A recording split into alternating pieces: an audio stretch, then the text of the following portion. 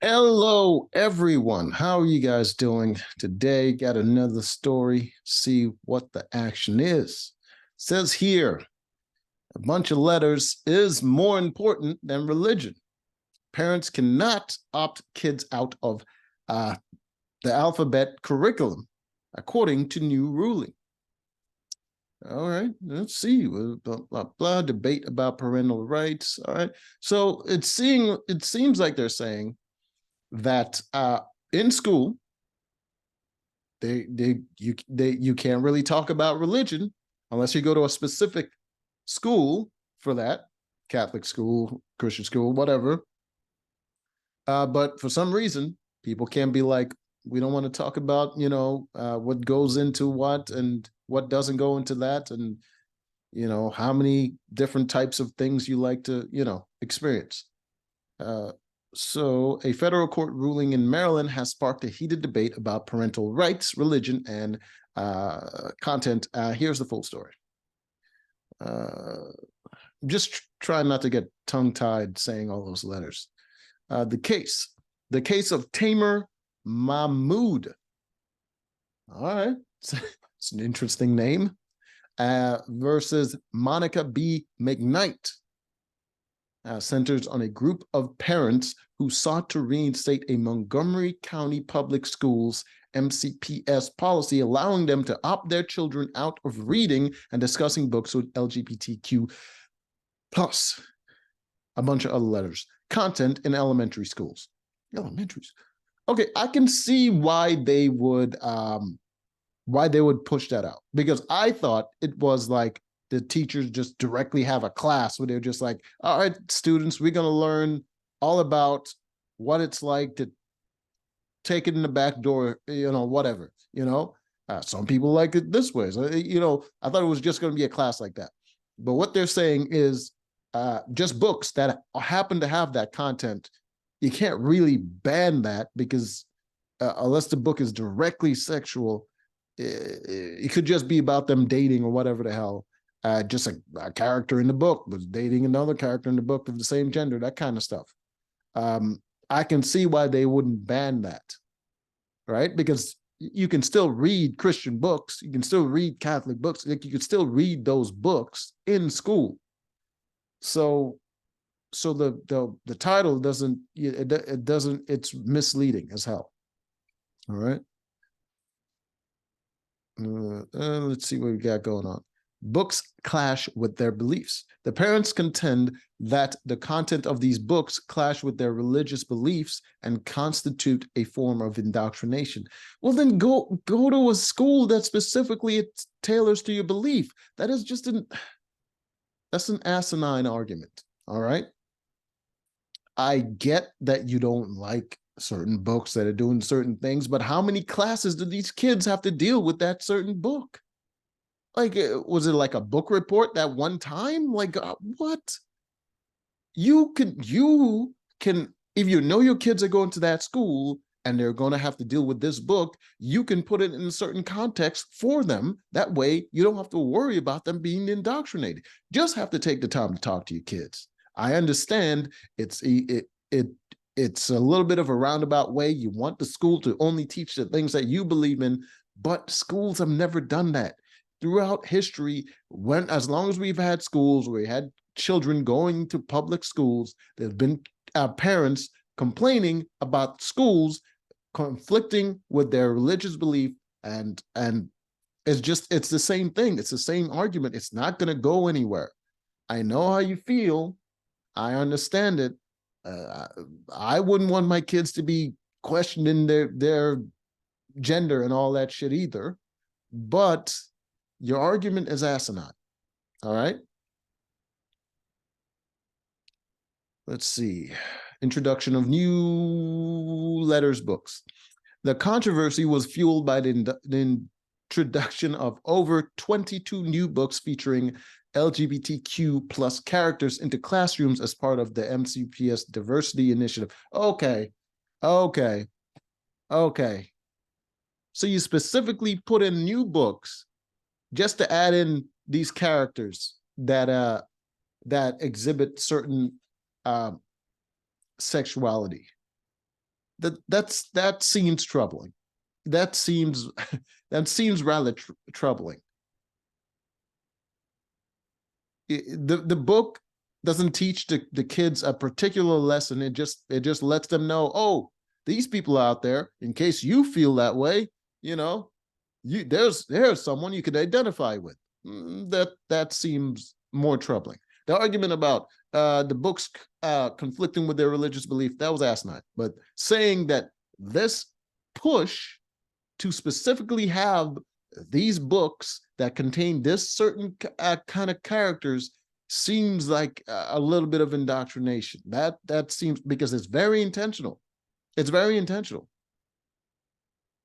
What are the contents of the books that justifies those characters being in there? It doesn't. The ruling. However, the judge denied the parents' demand for a preliminary injunction that would let them remove their kids when school begins in August 28th. So they can remove their kids regardless, I would assume. But they wanted an injunction as some form of protest. Why would the judge grant that? Because you conflict with the school's belief, you want the whole process to be stopped? On what grounds? I don't understand people sometimes. Protection of religious beliefs. The heart of the disagreement lies in the interpretation of the First Amendment's protection of religious beliefs and the role of public education in reflecting societal diversity. Yeah, the schools should be about education. And for some reason, everyone thinks it's a great idea to teach kids about sexuality, which is weird as shit, weird as hell. If the kid's already feeling that way, that's fine. That's fine. You tell them it's okay to talk to their parents about it, or open up a dialogue about that certain thing. But if you're introducing it to them unsolicited,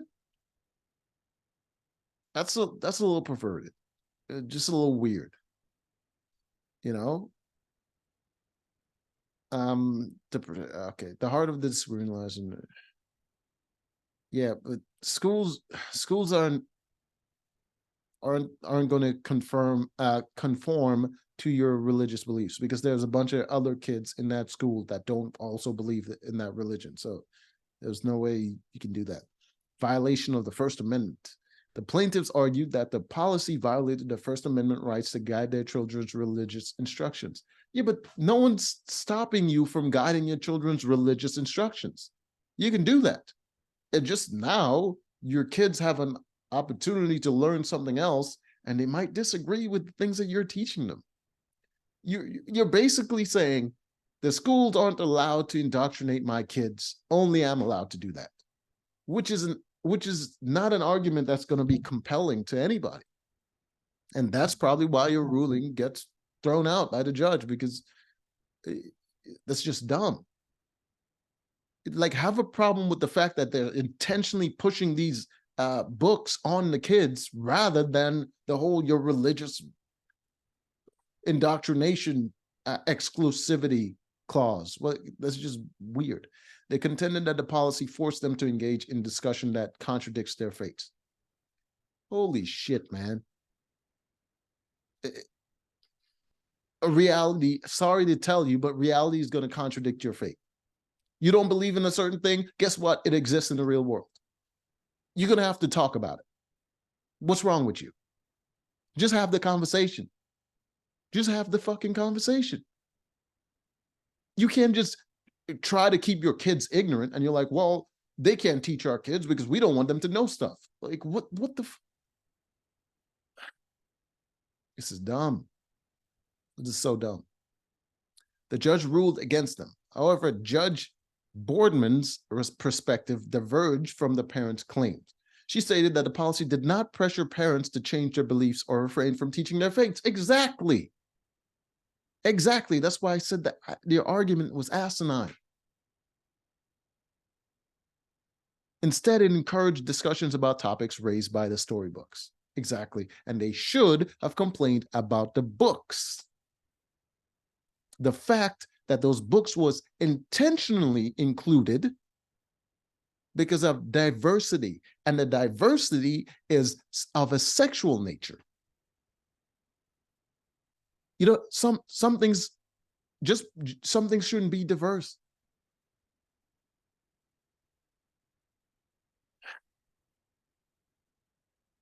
Anyways, appeal is denied. The judge determined the plaintiffs seek the same relief pending appeal as in their preliminary injunction motion, as an injunction that requires the board to provide advance notice and opt-outs from instruction involving the storybooks and family life, human sexuality. Yeah, so they're required to give advance notice, and they were trying to do it at the last minute when they just found out. So, yeah.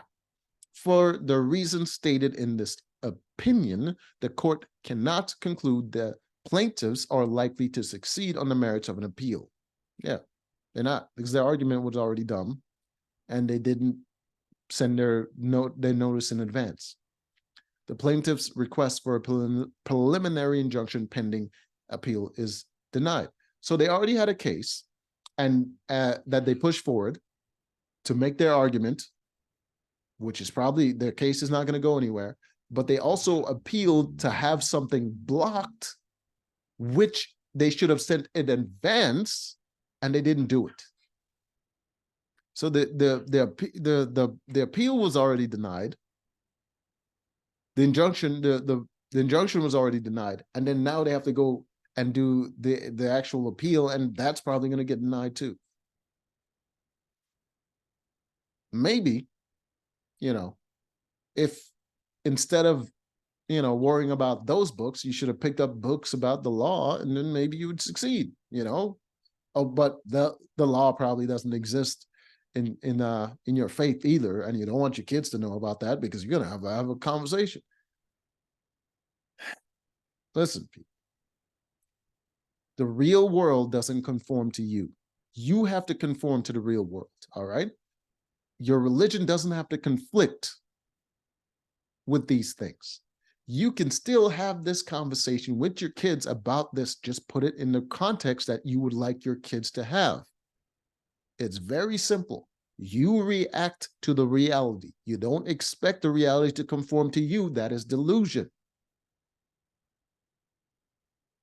If your kids are going to have to face these things, going to have these conversations because they're going to be in the news, other kids are going to be talking about it, like it's going to be out there.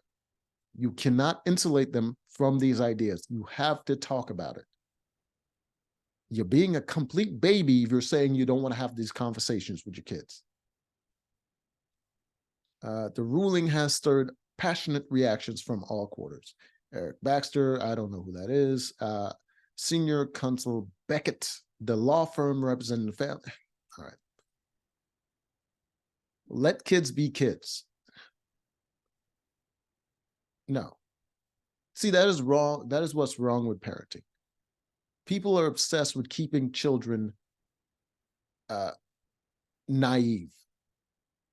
The point of teaching kids is to teach them how to be proper adults. I'm not saying your kids should be learning about these sexual things. That's deviant behavior. No, none of that. They shouldn't be doing any of that. But the kids should be learning how to be proper adults and tackling certain ideas that they're going to learn from someone else without the proper context is the proper way to raise your kids to be functional adults that can think critically. So letting kids be kids by keeping them naive is the worst thing you can possibly do, because then they're vulnerable to get indoctrinated by certain ideas that you probably don't believe in. So that's the worst approach you can have. Baxter said the court's decision is an assault on children's right to be guided by their parents on complex, sensitive issues regarding human sexuality. Actually, there's sex ed in school, so don't know about that. The school board should let kids be kids and let parents decide how and when to best educate their own children consistent with religious beliefs. No, not really, because they teach about evolution and all that stuff. Your arguments just fail at every turn. The books features pride parades and gender transition. Well, pride parade's not that bad. It's just something you're going to see in real life. It's just looks like a colorful ass party. But transitioning is probably not appropriate. Well, I said probably. Definitely not appropriate. Kids want to be different things all the time. You don't want to give them. The books added to the district school curriculum are included in pre-K through 8th grade classroom, featuring references to gay pride parades and gender transition and pronoun preferences. God damn it. What? Why? Why? Just why? Like, it makes sense that they do that. They do that kind of stuff to kids, because an adult trying to take someone that does any of this shit to their face, like, no adult would take that person seriously. So they have to get to the kids. They have to. A grown person with a logical mind would see this person and be like, there's nothing you have to teach me. You're out of your mind. Remove your kids. Several social media users expressed their thoughts on the incident. One Twitter user wrote, remove your kids from the groomers. It will ruin your child. That's not an option for most people. Public schools is just, it's the only thing they can really do. Private schools are expensive. Yeah, so no. No more American freedom. What? The reason these things exist is exactly because of freedom. People have the freedom to do certain things, and politics is a lot about majority. And if majority agree to do this, guess what? Most of the woke people in life, most of those people that just want kids to be free and introduce all this shit to kids, they get into education because they already like kids and they're already thinking in that certain way. Most of those people get into education, and guess who decides what's taught by to kids? Educators. Sorry to let you know, but the people most likely to do all this woke stuff and shit to your kids are the people that exactly get into that profession. Another user added, wow, there goes American freedom is more important than religion. That's how's that your takeaway? That's not what happened. These people need to learn how the laws work. They try to use the law to pressure other people. Listen, it doesn't matter if you disagree with the whole thing, because I disagree with the whole teaching kids all this stuff. It doesn't matter if you disagree with that stuff. What they tried to do was use the laws to now combat what they thought goes against their religious belief. They tried to use the law to bully other people that were forcing the things on their kids, and the law, they didn't violate any laws. Like, your approach was just wrong. It was just straight up wrong. What you needed was numbers. You needed more people to oppose that stuff and repeal that stuff, rather than just be like, oh, I didn't want my kids to learn this. It violates, like, none of your rights were taken away. All right, let's see. I think that's the end of it, right? One of many. Third user added, one of many things wrong with Maryland's system and courts. There was nothing wrong with the courts. The courts acted according to the law, which is what courts should do. All right, I guess that's it. All right, that was ridiculous. Well, until next time.